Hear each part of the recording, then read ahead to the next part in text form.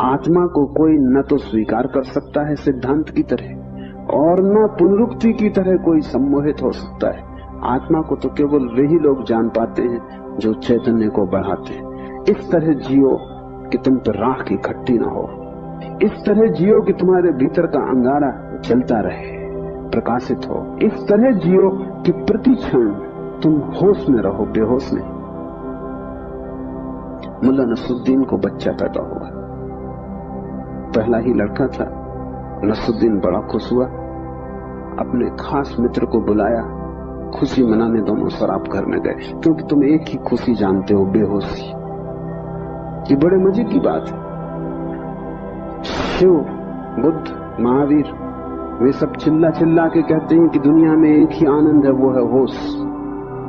और तुम एक ही सुख जानते हो, वो है बेहोशी। या तो तुम ठीक हो या वो ठीक है, दोनों तो ठीक नहीं हो सकते। मुल्ला नसरुद्दीन सीधा शराब घर गया, बजाय अस्पताल जाने के पहले बेटे को देखता। उसने कहा कि पहले जरा आनंद कर ले। कितने दिनों का सपना पूरा हुआ। डट के दोनों पी गए। जब दोनों पी के पहुंचे अस्पताल और कांच की खिड़की में से बेटे को देखा तो मुल्ला रोने लगा। उसने अपने मित्र से कहा, पहली तो बात मेरे जैसा मालूम नहीं होता। अपना उन्हें पता नहीं है, अभी खुद की शक्ल भी वो पहचान ना सकेंगे, लेकिन मेरा जैसा नहीं मालूम होता। और दूसरी बात, बड़ा छोटा दिखाई पड़ता है। इतने छोटे बच्चे को लेके करेंगे भी क्या? ये बचेगा? मित्र ने कहा, मत घबराओ, जब मैं पैदा हुआ था तो मैं भी 3 ही पाउंड का था। नसरुद्दीन ने कहा, फिर तुम बचे?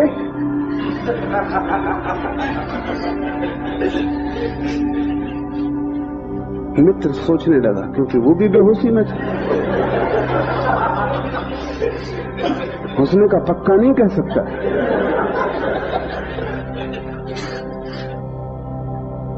आदमी बेहोशी में है, उसके जीवन का सारा परिप्रेक्ष्य, उसकी सारी दृष्टि उसकी बेहोशी से भर जाती, सब धुआं धुआं हो जाता। तुम कुछ भी ठीक से नहीं देख पाते और तुम एक ही सुख जानते हो कि जब तुम अपने को भूल जाते हो, चाहे सिनेमा हो, चाहे संगीत हो, चाहे सेक्स हो, जहां भी तुम अपने को भूल जाते हो वहीं तुम कहते हो बड़ा सुख आए। भूलने को तुम सुख कहते हो, विस्मरण को? कारण है क्योंकि जब भी तुम होश से भरते हो तुम सिवाय दुख के अपने जीवन में कुछ भी नहीं पाते। इसलिए जब भी तुम देखते हो जीवन को, जरा ही सजग हो कि तुम पाते हो दुख दुख कुरूपता चारों तरफ।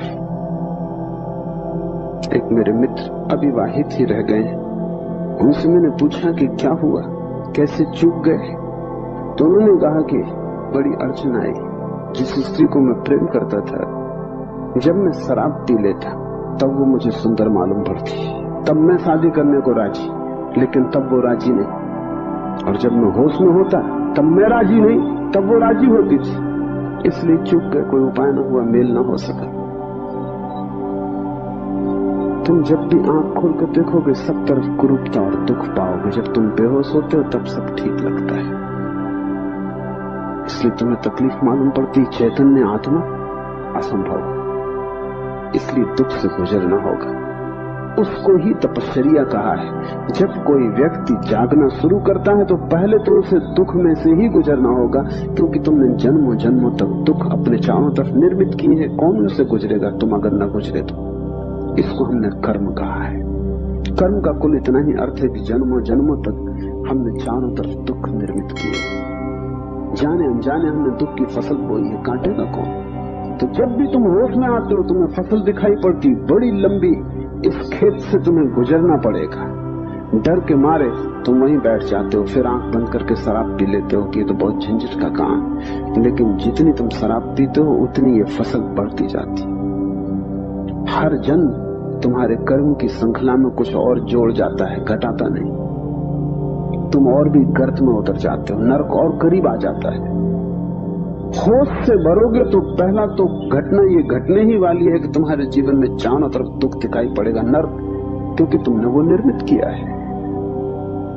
और अगर तुमने हिम्मत रखी, साहस रखा और तुम उस दुख से गुजर गए, तो जिस दुख से तुम सचेतन रूप से गुजर जाओगे वो फसल कट गई।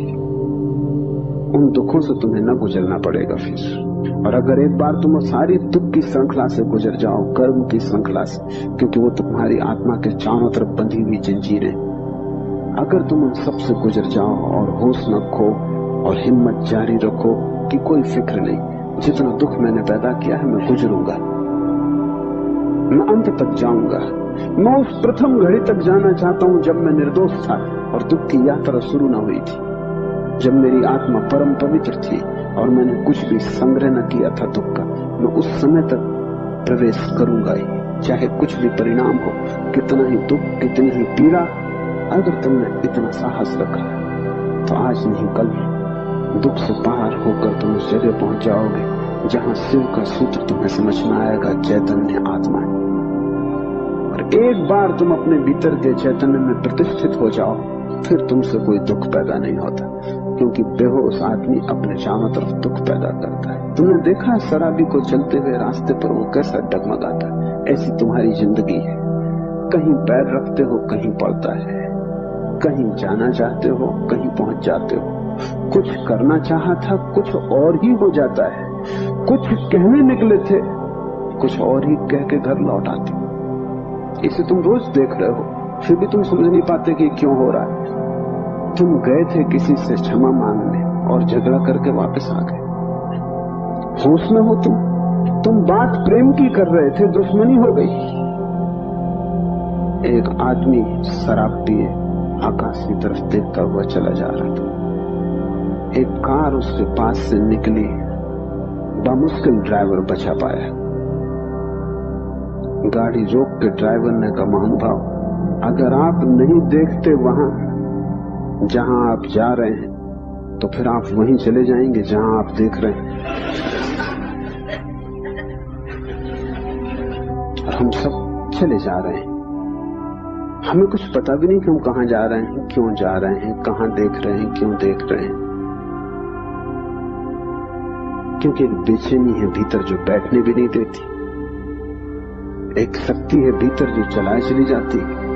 फिर हम जो भी करते वो सबके उल्टे परिणाम आते। लोग मेरे पास आते हैं, वो कहते हैं हमने बदी तो कभी की नहीं, नेकी की और फल बदी मिल रहा है।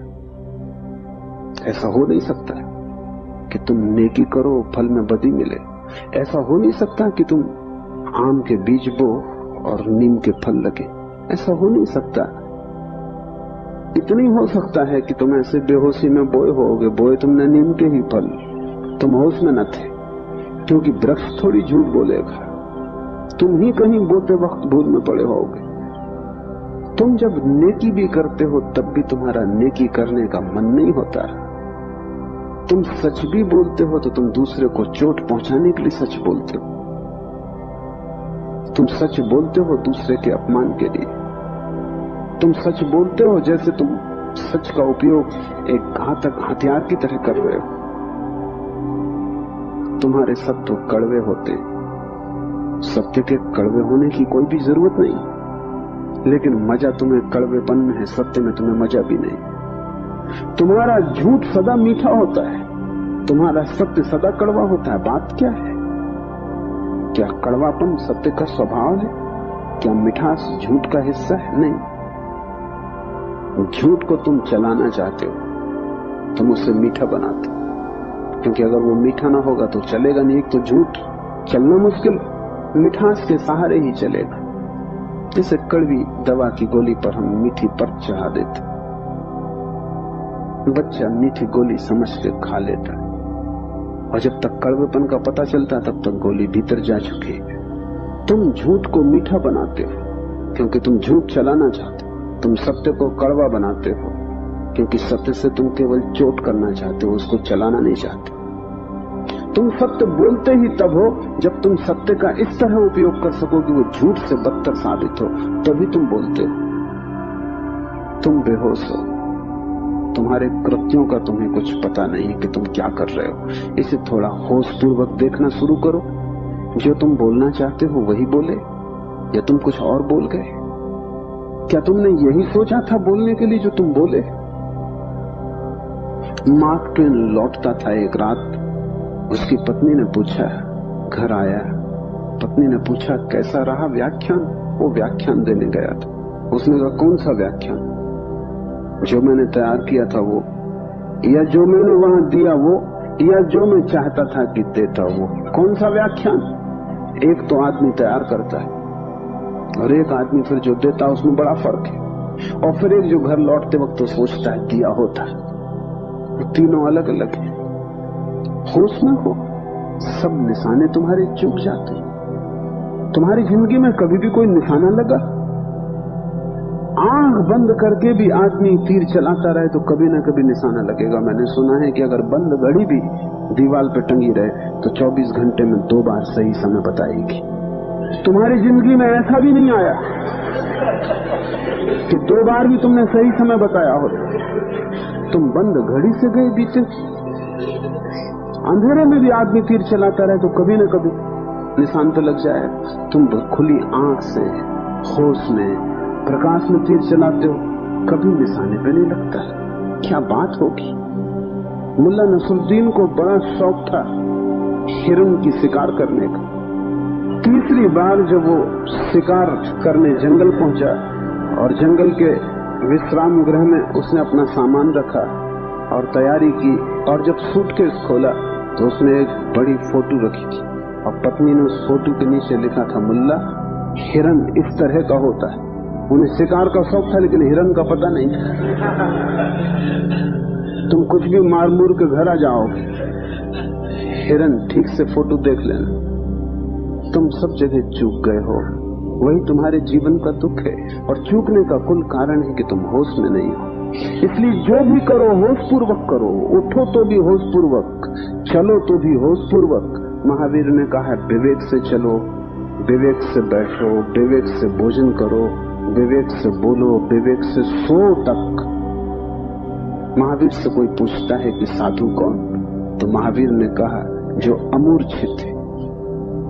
और असाधु कौन, तो महावीर ने कहा जो मूर्छित है। जो सोया सोया जी रहा है वो असाधु, जो जागा जागा जी रहा है वो साधु। यही शिव कह रहे हैं, चैतन्य आत्मा, चैतन्य को बढ़ाओ। धीरे धीरे आत्मा की झलक तुम्हारे जीवन में आनी निश्चित है। दूसरा सूत्र है ज्ञानम बंध। ज्ञान बंध है, बड़ी हैरानी का सूत्र। ज्ञान के बहुत अर्थ। एक तो जब तक तुम इस ज्ञान से भरे हो कि मैं हूं, तब तक तुम अज्ञान में रहोगे, क्योंकि मैं अज्ञान है, अहंकार अज्ञान है। जिस दिन तुम आत्मा से भरोगे उस दिन हूंपन तो रहेगा, मैंपन नहीं रहेगा। मैं हूं, इसमें से मैं तो कट जाएगा, सिर्फ हूं रहेगा। इसे थोड़ा प्रयोग करके देखो। कभी किसी वृक्ष के नीचे शांत बैठकर खोजो कि तुम्हारे भीतर मैं कहां है। तुम कहीं भी ना पाओगे। हूं तो तुम सब जगह पाओगे, मैं तुम कहीं भी ना पाओगे। सब जगह तुम्हें अस्तित्व मिलेगा, लेकिन अस्तित्व के साथ अहंकार तुम्हें कहीं भी ना मिलेगा। अहंकार तुम्हारी निर्मित है, वो तुम्हारा बनाया हुआ है, वो झूठा है, वो असत्य है, उससे ज्यादा अप्रामाणिक और कुछ भी नहीं। वो काम चलाऊ है, उसकी संसार में जरूरत है, लेकिन उसकी सत्य में कहीं भी कोई स्थान नहीं। तो एक तो मैं हूं, ये ज्ञान बंध का कारण है। मेरा बोध, हूंपन का बोध नहीं। हूंपन का बोध तो शुद्ध है, उसमें कोई सीमा नहीं। जब तुम कहते हो हूं, तो तुम्हारे हूं में और वृक्ष के हूं में कोई फर्क होगा? तुम्हारे हूं में और मेरे हूं में कोई फर्क होगा? जब तुम सिर्फ हो तो नदियां, पहाड़, वृक्ष सभी एक हो गए। जैसे ही मैंने कहा मैं, वैसे ही मैं अलग हुआ। जैसे ही मैंने कहा मैं, वैसे ही तुम टूट गए, पर हो गए, अस्तित्व से मैं पृथक हो गया। हूंपन ब्रह्म है और मैं मनुष्य की अज्ञान दशा है। जब तुम जानते हो कि सिर्फ हूं, तब तुम्हारे भीतर केंद्र नहीं होता, तब सारा अस्तित्व एक हो जाता है। तब तुम उस लहर की तरह हो जो सागर में खो गई। अभी तुम उस लहर की तरह हो जो जम के बर्फ हो गई। सागर से टूट गई। ज्ञानम बंधा, पहला तो ज्ञान बंध है इस बात का ज्ञान कि मैं हूं। दूसरा ज्ञान बंध है वो सब ज्ञान जो तुम बाहर से इकट्ठा कर लिया, जो तुमने शास्त्रों से चुराया है, जो तुमने सदगुरुओं से उधार लिया है, जो तुम्हारी स्मृति है, वो सब बंधन है, उससे तुम्हें मुक्ति ना मिलेगी। इसलिए तुम पंडित से ज्यादा बंधा हुआ आदमी ना पाओगे। मेरे पास सब तरह के लोग आते, सब तरह के मरीज, उसमें पंडित से ज्यादा कैंसर ग्रस्त कोई भी नहीं।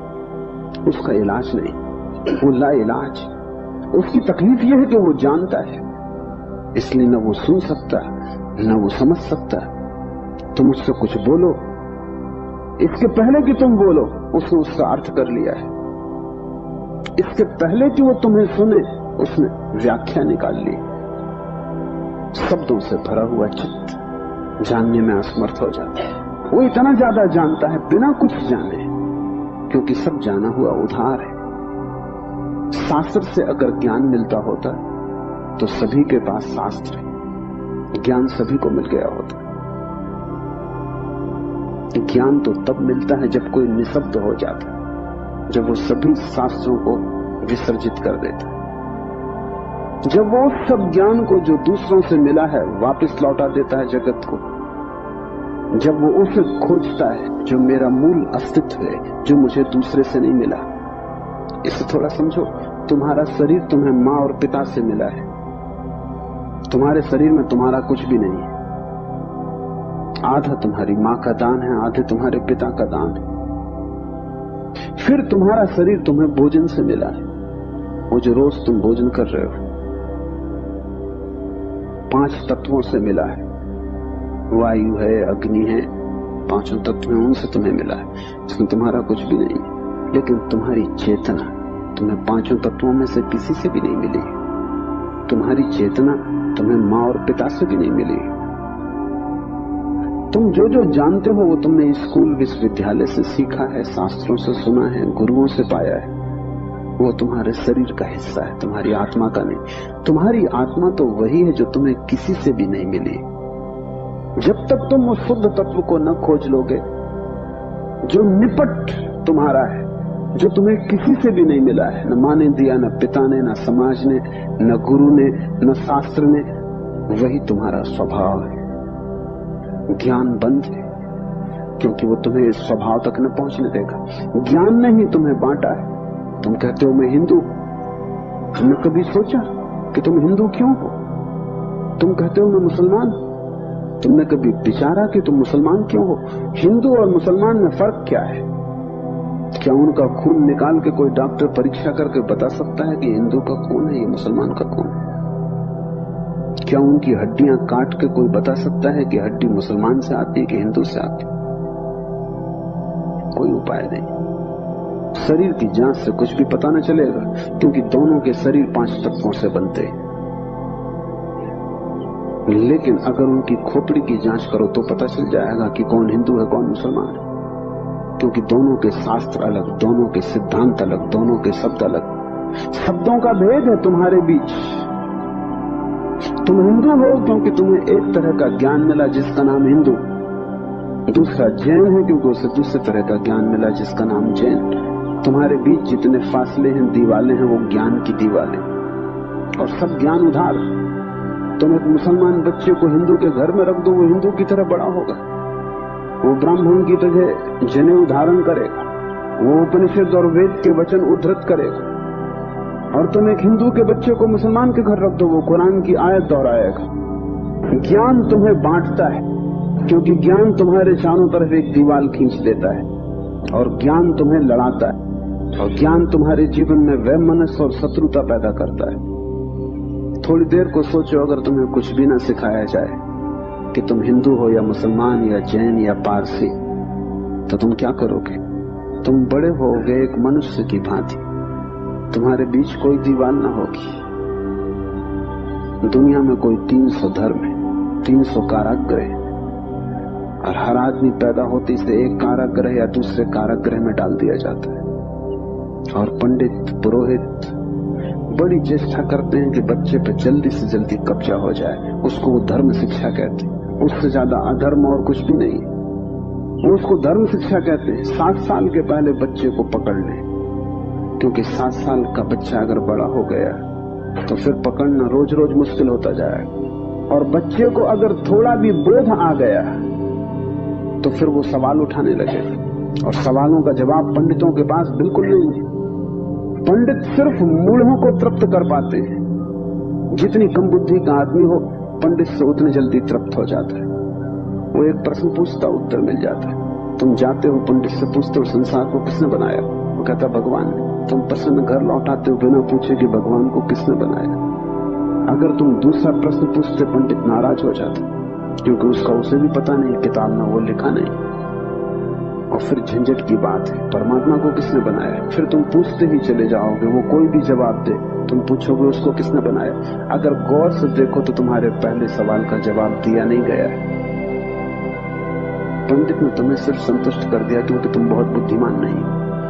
और बच्चे अबोध, उनका अभी तर्क नहीं जगा, विचार नहीं जगा, अभी वो प्रश्न नहीं पूछ सकते। अभी तुम जो भी कचरा उनके दिमाग में डाल दो, वो उसे स्वीकार कर लेंगे। बच्चे सभी को स्वीकार कर लेते हैं क्योंकि वो सोचते हैं जो भी दिया जा रहा है वो सभी ठीक है। बच्चा ज्यादा सवाल नहीं उठा सकता, सवाल उठाने के लिए थोड़ी प्रौढ़ता चाहिए। इसलिए सभी धर्म बच्चों की गर्दन पकड़ लेते हैं और फांसी लगा देते हैं।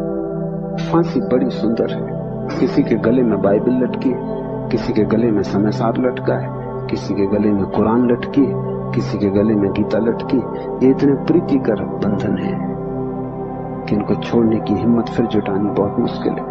और जब भी तुम इन्हें छोड़ना चाहोगे, एक खतरा सामने आ जाएगा, क्योंकि इन्हें छोड़ा तो तुम अज्ञानी। क्योंकि जैसे तुम इनको छोड़ोगे तुम पाओगे मैं तो कुछ जानता नहीं, बस ये किताब सारी संपदा है, इसको संभालो। अपने अज्ञान को छिपाने का यही तो एक उपाय है। लेकिन अज्ञान छिपने से अगर मिटता होता तो बड़ी आसान बात हो गई होती। अज्ञान छिपने से बढ़ता है, जैसे कोई अपने घाव को छिपा ले, उससे कुछ मिटेगा नहीं। घाव और भीतर भीतर बढ़ेगा, मवाद पूरे शरीर में फैल जाएगी। शिव कहते हैं ज्ञान बंद, ज्ञान सीखा हुआ, ज्ञान उधार, ज्ञान दूसरे से लिया हुआ बंधन का कारण। तुम उस सब को छोड़ देना जो दूसरे से मिला है। तुम उसकी तलाश करना जो तुम्हें किसी से भी नहीं मिला। तुम उसकी खोज में निकलना, उस चेहरे की खोज में जो तुम्हारा है। तुम्हारे भीतर छिपा हुआ एक झरना है चैतन्य का, जो तुम्हें किसी से भी नहीं मिला, जो तुम्हारा स्वभाव है, जो तुम्हारी निज संपदा है, निजत्व है, वही तुम्हारी आत्मा है।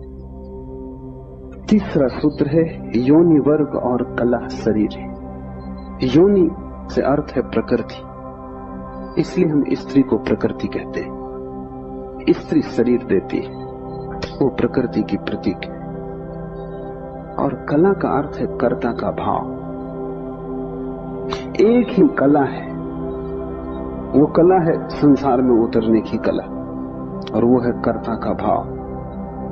इन दो चीजों से मिलकर तुम्हारा शरीर निर्मित होता है। तुम्हारे कर्ता का भाव, तुम्हारा अहंकार, और प्रकृति से मिला हुआ शरीर। अगर तुम्हारे भीतर कर्ता का भाव है तो तुम्हें योग्य शरीर प्रकृति देती चली जाएगी। इसी तरह तुम बार बार जन्मे हो।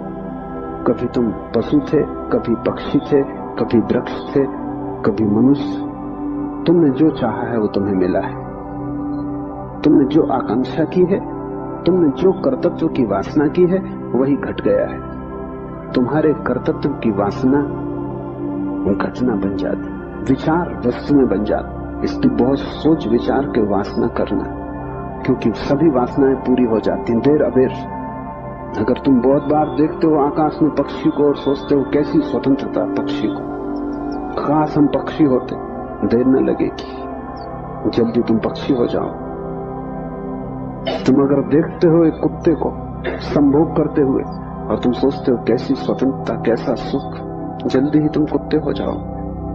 तुम जो भी वासना अपने भीतर संग्रहित करते हो वो बीज बन जाती। प्रकृति तो केवल शरीर देती है, कलाकार तो तुम ही हो, स्वयं को निर्माण करने वाले।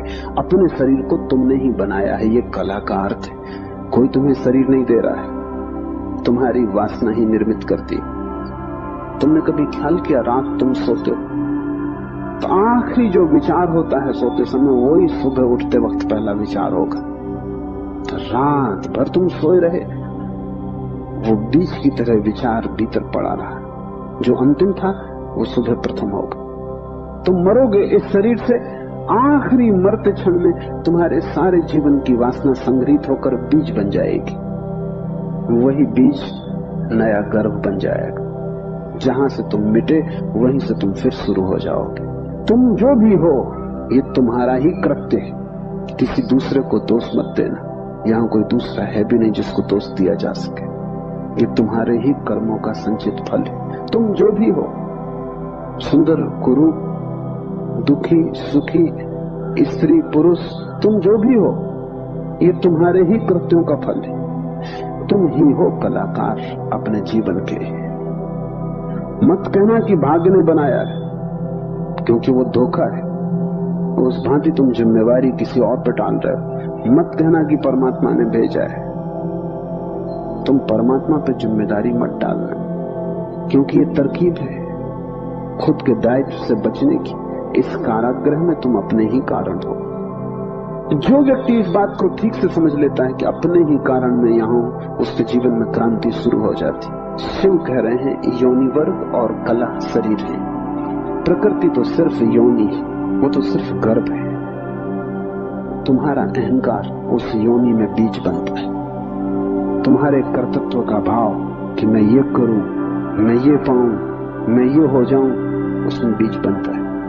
और जहां भी तुम्हारे कर्तृत्व की कला और प्रकृति की योनि का मिलन होता है, शरीर निर्मित हो जाता है। इसलिए बुद्ध पुरुष कहते हैं सभी वासनाओं को छोड़ दो, तभी तुम मुक्त हो सकोगे। तुमने अगर स्वर्ग की वासना की तो तुम देवता हो जाओगे, लेकिन वो भी मुक्ति ना होगी, क्योंकि वासनाओं से कभी भी अशरीर की स्थिति पैदा नहीं होती। सभी वासनाओं से शरीर निर्मित होते हैं। जब तक तुम निर्वासना को उपलब्ध नहीं हो, जब तक तृष्णा तुमने पूरी ही नहीं छोड़ दी, तब तक तुम नए शरीरों में भटकते रहोगे। और शरीर के ढंग अलग हो, शरीर की मौलिक स्थिति एक ही जैसी है। शरीर के दुख समान है, चाहे पक्षी का शरीर हो चाहे आदमी का शरीर हो, दुखों में कोई भेद नहीं है। क्योंकि मौलिक दुख है आत्मा का शरीर में बंध जाना।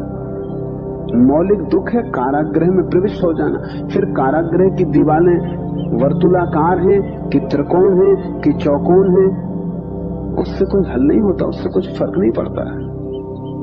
तुम भला सोचते हो फर्क पड़ता है। एक मेरे मित्र हैं, ड्राइंग के शिक्षक हैं, उन्हें जेल हो गई। लौटे 3 साल बाद तो मैंने उनसे पूछा कैसे रहे दिन, कैसे कटे दिन। उन्होंने कहा और तो सब ठीक था, लेकिन मेरी कोठरी के कोने 90 कोण के नहीं थे। वो ड्राइंग के शिक्षक हैं, उनकी बुद्धि वो 90 कोण के नहीं थे कोठरी के कोने। उनकी असली तकलीफ 3 साल यही रही, क्योंकि उसी कोठरी में रहना और बार बार देखना वो कोना, वो 90 कोण का नहीं। तो जो बात उन्होंने मुझसे दी वो ये कि तो और तो सब ठीक था, बाकी कुछ अड़चन न थी, लेकिन कोने ठीक 90 के नहीं थे। कोने 90 के हो कि 90 के ना हो, इससे क्या बुनियादी फर्क पड़ेगा। कारागृह कारागृह, पक्षी का शरीर के आदमी का बहुत फर्क नहीं पड़ता। बंद तुम हो गए वही दुख है, बंध गए तुम वही दुख है। वासना बांधती, वासना है रज्जु जिससे हम बंधते हैं। और ध्यान रखना तुम्हारे अतिरिक्त और कोई जिम्मेवार नहीं है। चौथा सूत्र है उद्धमो भैरवः, उद्धम ही भैरव है। उद्धम उस आध्यात्मिक प्रयास को कहते हैं जिससे तुम इस कारागृह के बाहर होने की चेष्टा करते हो। भैरव शब्द पारिभाषिक है। भा का अर्थ है भरण, रा का अर्थ है रवण, वा का अर्थ है वमन।